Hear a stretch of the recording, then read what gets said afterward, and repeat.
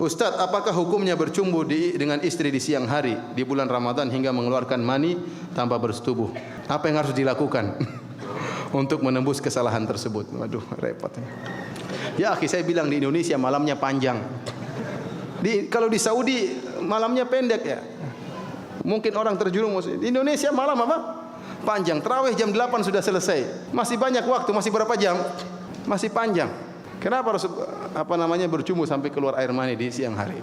Barang siapa yang sengaja bercumbu dengan istrinya sampai sengaja mengeluarkan air mani, maka puasanya batal. Puasanya batal dan dia tidak perlu bayar kafarah, istighfar kepada Allah Subhanahu wa taala. Yang kafarah berkaitan dengan jima, berkaitan dengan apa? Berhubungan. Dan saya ulangi, yang namanya jima, dan saya sampaikan, yang namanya jima adalah kemaluan suami masuk kemaluan istri. Jika bagian kepala kemaluan lelaki tenggelam dalam kemaluan wanita, maka itu adalah jima, meskipun tidak keluar air mani.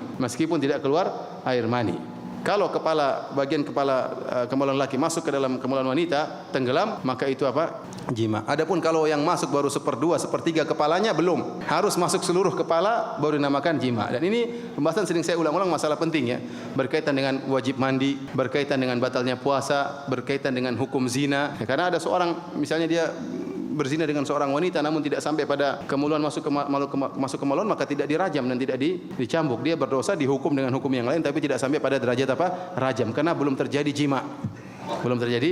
Seperti ini, laki ini berhubungan dengan istrinya, bercumbu, mungkin pegang-pegangan macam-macamnya, tidak sampai pada derajat jima, maka puasanya batal dan dia wajib untuk mengqadha'nya, tetapi tidak perlu bayar kafarah. Wajib bagi dia hanya istighfar kepada Allah Subhanahu wa taala.